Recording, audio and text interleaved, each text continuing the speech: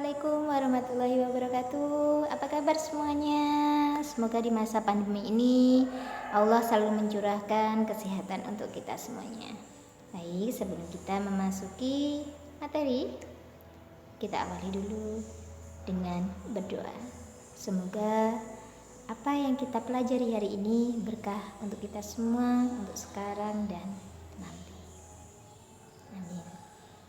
Nah, ketemu lagi ya dengan saya, di mana materi kita ini merupakan teks cerpen bagian 5. Apa sih bagian 5 ini? Yakni kita akan mencoba untuk membuat teks cerpen. Nah, yuk kita beraksi untuk membuat teks cerpen. Ketika kalian membuat teks cerpen, otomatis kalian harus tahu dulu tema yang akan kalian sebagai dasar untuk membuat sebuah cerita.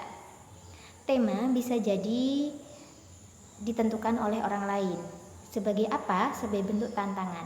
Ketika seseorang yang kreatif dalam menulis, dia pasti lebih suka pada tantangan. Kenapa? Dengan tantangan itu memicu si pengarang atau sastrawan ini untuk terus berkarya dan berkarya. Jadi ketika kalian diberi tantangan pada sebuah tema untuk membuat cerita, berbahagialah. Pastinya daya imajinasi kalian ini akan terus berkembang dan berkembang, gitu ya. Pastinya yang pertama, tentukan tema terlebih dahulu. Apapun itu temanya, pasti seorang yang berjiwa sastrawan itu pasti akan cepat untuk menemukan ide cerita. Nah, tema di sini akan memunculkan sebuah ide.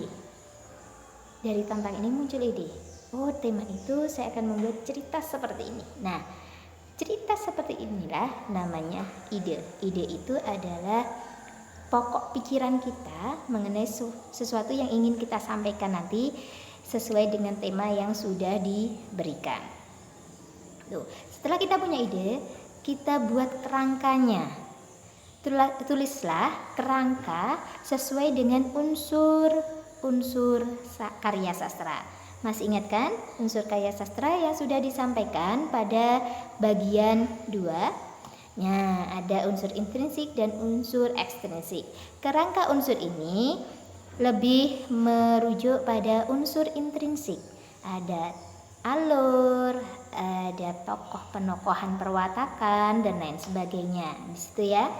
Nah, kemudian unsur ekstrinsik untuk apa? Nah, unsur ekstrinsik itu secara tidak langsung akan masuk pada kisah kalian, karena ekstrinsik itu masuk kepada jiwa kepengarangan kalian sendiri. Makanya suatu cerita itu tidak bisa diduplikasi atau diplagiasi. Misalkan dengan tema yang sama, meskipun idenya sama, namun cara menulis, cara mengungkapkan suatu cerita, setiap individu pasti berbeda. Karena apa? Karena jiwa kepengarangan yang masuk pada unsur ekstrinsik itu tadi. Karena setiap orang, setiap sastrawan, setiap pengarang itu memiliki dasar kehidupan dari segi sosial budayanya pasti berbeda. Meskipun sama-sama orang Kediri, sama-sama orang Blitar ya, pastinya mereka akan memiliki perbedaan dari cara penyampaian suatu cerita. Tuh, lanjut ide pokok. Setelah kalian membuat kerangka, saya contohkan ya, kerangka unsur misalnya tokoh. Tokoh di dalam cerita saya sesuai ide saya akan memberi 3 tokoh. 1 tokoh utama, di mana tokoh utamanya ini memiliki penokohan rambut pendek dengan alis tebal, misalnya itu. Kemudian wataknya bengis, suka marah. Di situ. Itu ya. Itu saya contohkan kerangka unsur seperti itu. Kemudian ide pokok, apa bedanya dengan ide pokok? Kalau kerangka unsur itu merujuk pada unsur intrinsik. Kalian sudah memplot, memberi pengotakan pada setiap unsur. Jika semua unsur ini sudah kalian kotak-kotak, kemudian kalian kembangkan menjadi ide pokok. Misalkan ide pokok ini kalian kembangkan seperti ini. Cerita pertama, saya akan mengisahkan tokoh ini seperti ini. tokoh, misalnya tokoh utama ini belum keluar, yang keluar adalah tokoh tambahan, di mana tokoh tambahannya si ibu.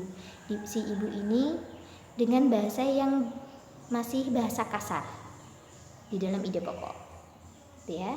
Setelah selesai kalian membuat ide pokok dalam cerita kalian, bakal atau kerangka cerita kalian lanjutkan membuat kalimat utama sesuai strukturnya.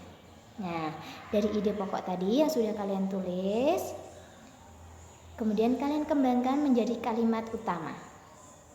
Misalkan ada kalimat, si ibu datang membawa pisang dari pasar. Strukturnya itu masuk pada pendahuluan, ya, masuk datang dari pasar membawa pisang. Di situ setelah itu kerangkanya sesuai dengan struktur, membuat kerangka kalimat utama sesuai dengan struktur isi teks cerita. Masih ingat ya, teks cerita ada pendahuluan, konflik, dan resolusi, ada penyelesaian.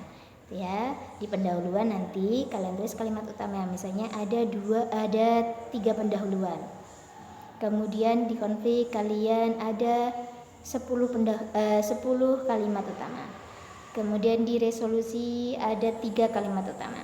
Setelah selesai kalian buat, kalian kembangkan menjadi sebuah cerita dari kalimat utama yang sudah kalian buat. Yang pasti ketika kalian mengembangkan kalimat utama yang sesuai dengan struktur isi ini, kalian harus memperhatikan diksi. Karena apa? Pemilihan diksi yang tepat dalam suatu cerita sesuai dengan tema cerita itu akan mengembangkan, dari segi pengarang akan mengembangkan dan memberikan wawasan, satu wawasan, kedua sebagai alat bahasa ini, diksi ini sebagai alat agar apa yang ingin disampaikan oleh pengarang di dalam pikiran dan hatinya ini tersampaikan melalui tulisan. Sedangkan diksi untuk pembaca, agar pembaca ini seakan-akan merasakan, oh ternyata ceritanya seperti ini. Jadi seakan merasakan apa yang dirasakan oleh penulis ketika menuliskan kisah ini, sehingga pesan kesan yang ingin disampaikan oleh pengarang ini benar-benar tersampaikan dengan baik kepada si pembaca. Itu terdapat pada pemilihan kata yang tepat sesuai dengan tema atau isi cerita. Ingat ya, catatan dari saya, ketika kalian mengembangkan kalimat utama yang sesuai dengan struktur isi teks, kalian harus benar-benar memperhatikan diksi atau pilihan kata atau bahasa yang kalian gunakan. Jangan sampai diksi, pilihan kata yang kalian gunakan tidak tepat dengan ide atau tema yang ingin disampaikan. Kalau temanya mengenai suatu hal yang anarkis, otomatis kalian harus memiliki bahasa-bahasa yang anarkis.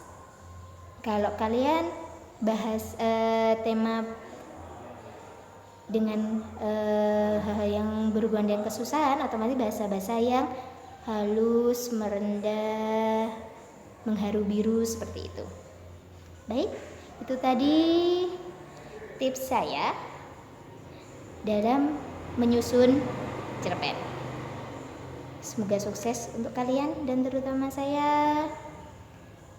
Mari kita coba untuk membuat cerita teks cerpen. Saya akhiri sekian, sukses untuk kita semuanya. Mohon maaf atas segala kekurangan dan kesalahan. Wassalamualaikum warahmatullahi wabarakatuh.